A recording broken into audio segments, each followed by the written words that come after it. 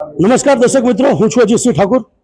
હાલ નવસારીમાં સ્થાનિક સ્વરાજની ચૂંટણી છે, ત્યારે તમામ ઉમેદવારો ફૂલ તૈયારી કરી રહ્યા છે અને એવામાં આજે ફોર્મ ચકાસણીની છેલ્લી તારીખ હોય તેવામાં એક વિસ્ફોટક થયું છે અને વિસ્ફોટક એ છે કે નીતિ નિયમ મુજબ જ્યારે કોઈ પણ ઉમેદવાર ઉમેદવારી કરતી હોય તો એના પર ક્રિમિનલ તમામ ભૂતકાળમાં અથવા વર્તમાનમાં જે પણ કેસો હોય એનું ક્યાંય ને ક્યાંક ફોર્મની અંદર મેન્શન કરવાનું હોય છે, જેની ક્યાંય ને ક્યાંક ભારતીય જનતા પાર્ટીના જે એક ઉમેદવાર છે તેમની બેદરકારી સામે આવી છે। ત્યારે મારી સાથે હાલ નવસારી શહેર કોંગ્રેસના પ્રવક્તા અને કાર્યકારી અધ્યક્ષ એવા રાજનભાઈ જોશી મારી સાથે જોડાયા છે।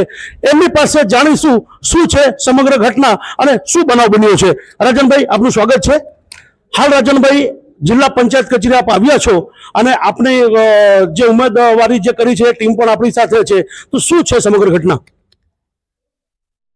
ચૂંટણી પંચ પોતે દરેક ઉમેદવાર પાસે નમૂના 23નું સોગંદનામું માંગે, એની કલમ 6 પેટા કલમ ખ માં એવું પૂછે કે દોષમુક્ત થયા હોય તે કેસની કલમ, કેસ નંબર, કોર્ટ, અધિનિયમ જણાવો।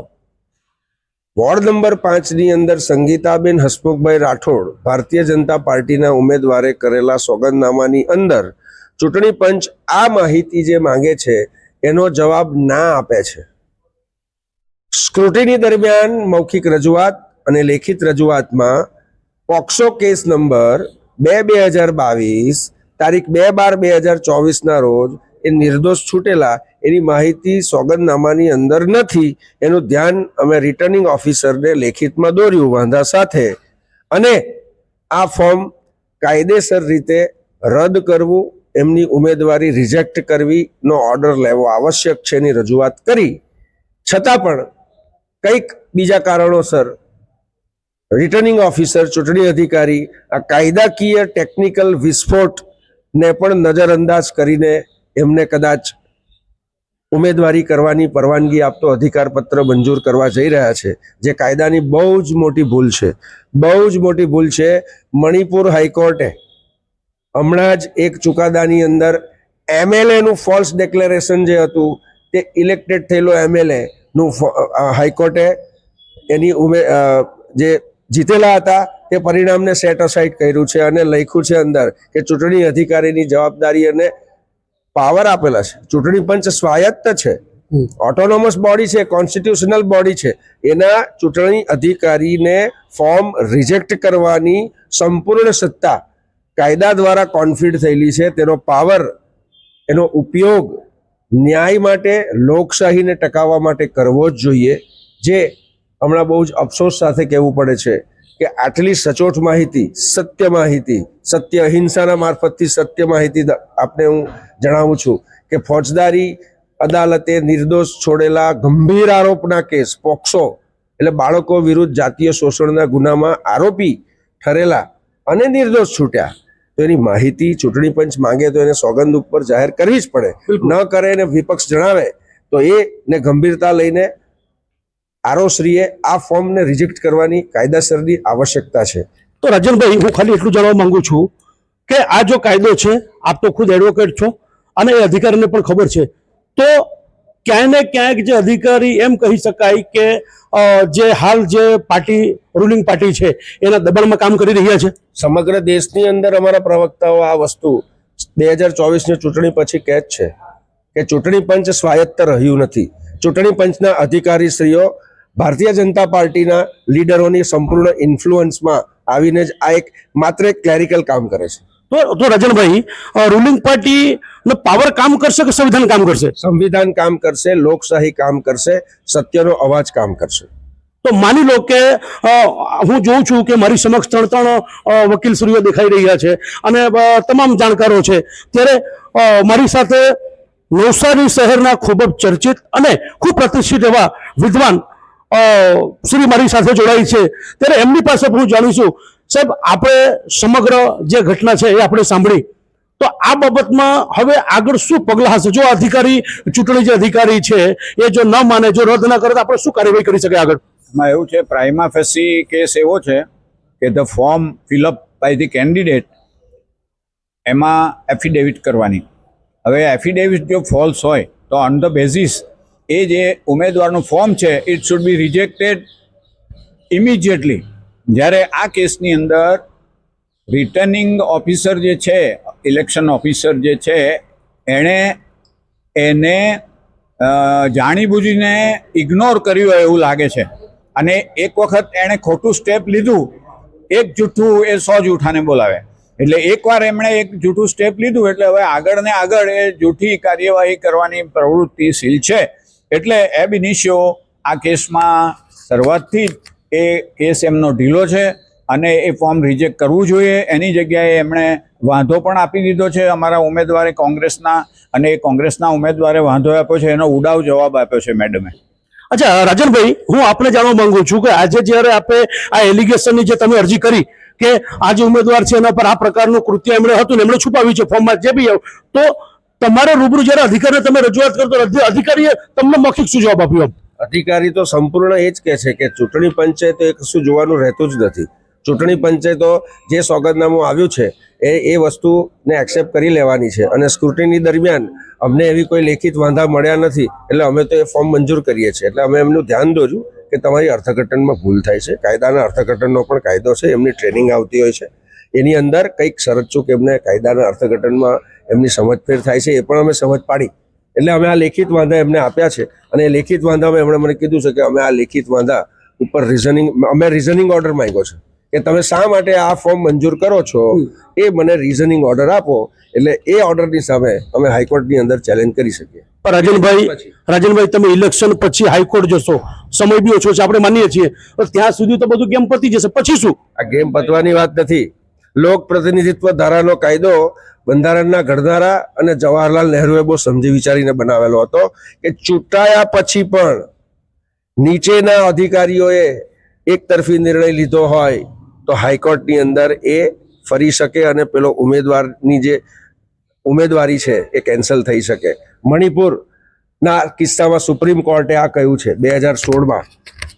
MLA પોતાનું ક્વોલિફિકેશન ડિક્લેર નહીં કરેલું અને બીજી ક્ષતિઓ હતી, તો સુપ્રીમ કોર્ટે કીધું છે કે ચૂંટણી અધિકારીની જવાબદારી હતી ફોલ્સ એફિડેવિટ, ફોલ્સ ડિક્લેરેશનમાં ઇમિડિયેટ એનું ફોર્મ રિજેક્ટ થવું જોઈતું હતું, ચૂંટણી થવી જ નહોતી જોઈતી.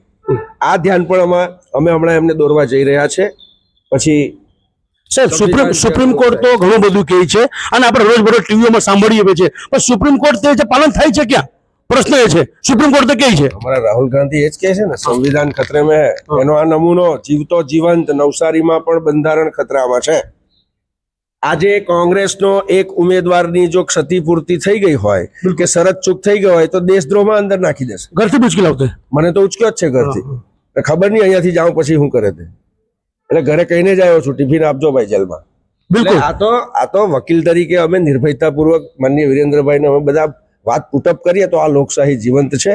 નહીં તો આ તો લિટરલી ચૂંટણી તમારા વકીલો સાથે પત્ર કર્યું છે તેનું ધ્યાન રાખજો છે. તો વધુમાં મારી સાથે એક વિદ્વાન કનુભાઈ સુખડિયા, અને આ કનુભાઈ સુખડિયા ક્રાંતિકારી વ્યક્તિ છે. હંમેશા હંમેશ આ શહેરમાં જ્યાં પણ ખોટું થતું હોય ત્યાં ખડે પગે કનુભાઈ સુખડિયા એકલા સોને બરાબર છે ને ઉભા રહે છે. એ આપણે બધાએ જોયું છે. કનુભાઈ, હવે આપણી પાસે મારે એક વાત જાણવી છે કે આ ફોર્મની અંદર જે આપણને ત્રુટિ પકડાઈ છે, માની લો કે ચૂંટણી અધિકારીને તમે રજૂઆત કરી, ચૂંટણી અધિકારીએ કીધું કે અમારી જવાબદારી નથી, અમારે તો ફોર્મ ફિલઅપ કરી લેવાનું છે. હવે ઇલેક્શન પણ જતું રહેશે, ઇલેક્શનમાં ઉમેદવાર ઇલેક્શન લડી બી લેશે, અને ત્યારે વાત એવી છે કે ભાઈ હાઈકોર્ટ જશું, તો હાઈકોર્ટ ક્યારે જશું ને હાઈકોર્ટ ક્યારે નિર્ણય આપે તેની પર કોઈ નક્કી રહેતું નથી. તો આ કઈ રીતે ચાલશે, શું થશે આમાં? એટલે જ મેં જ્યારે આપણા ચૂંટણી અધિકારી હતા ને, ફોર્મ વોર્ડ નંબર 5ની ચકાસણીની શરૂઆત થઈ ને તે પહેલા જ મેં વાંધો લીધો. આ બહુ મહત્વની વાત છે.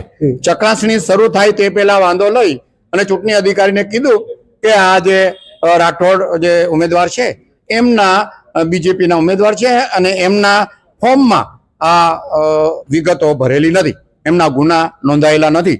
તો એમણે તાત્કાલિક એ ફોર્મ સાઇટ પર મૂકી દીધું, પરંતુ એના ઉપર કોઈ એક્શન ન લીધા. એ ખૂબ ગંભીર બાબત છે.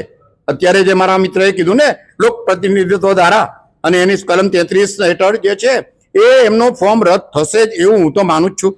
કારણ કે એમને ચૂંટણી ચકાસણી થઈ ને તે પહેલા જ એની રજૂઆત કરી દીધી છે. પણ તમે માનો છો કે ફોર્મ થશે, હા. કાયદો બી એમ કહે છે કે ફોર્મ રદ કરવું જોઈએ, પરંતુ ચૂંટણી અધિકારી કહે છે જોવાનું મારે કામ નથી, મારામાં આવતું નથી, તેનું શું?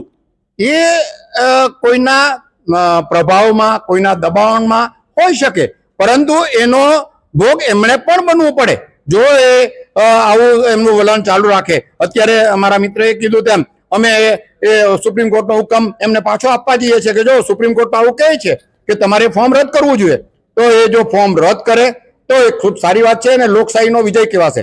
નહીતર જેમ ચૂંટણી અધિકારી ને અમે રજૂઆત કરતા હતા અને એ તો ચાલતા ચાલતા નીકળી ગયા, ત્યારે મેં એમ કીધું કે આ તો કોઈ લોકશાહી છે, અમે તમને રજૂઆત કરીએ છીએ અને તમે નીકળી જાઓ છો, એટલે એ લોકશાહીનું હનન છે. આવા શબ્દો મેં ચૂંટણી અધિકારીને કીધા તો પણ એ બહાર નીકળી ગયા. એટલે આ લોકશાહીમાં જે હક્કો છે ને એનો હનન થઈ રહ્યું છે, એ બે વાતમાં મત નથી.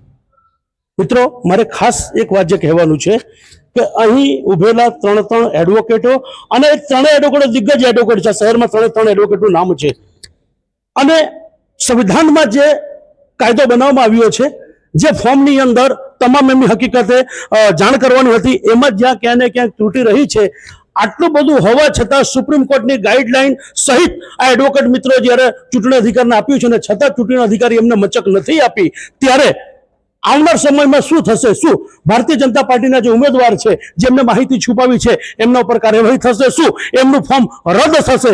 અને આ જે એડવોકેટો જે નિયમ પ્રમાણે અને સંવિધાન માટે જે લડી રહ્યા છે, તો આમને ન્યાય મળશે કે કેમ? ત્યારે જોવાનું એ રહ્યું કે સત્તા મોટી કે સંવિધાન મોટું, એ જોવાનું રહ્યું. અને ટૂંક સમયમાં આપ દર્શક મિત્રો સમક્ષ એનો ફેસલો થશે. તો વિગતવાર હવે જે પણ કંઈક માહિતી આવશે તેને પણ આપ સુધી ચોક્કસ પહોંચાડશું.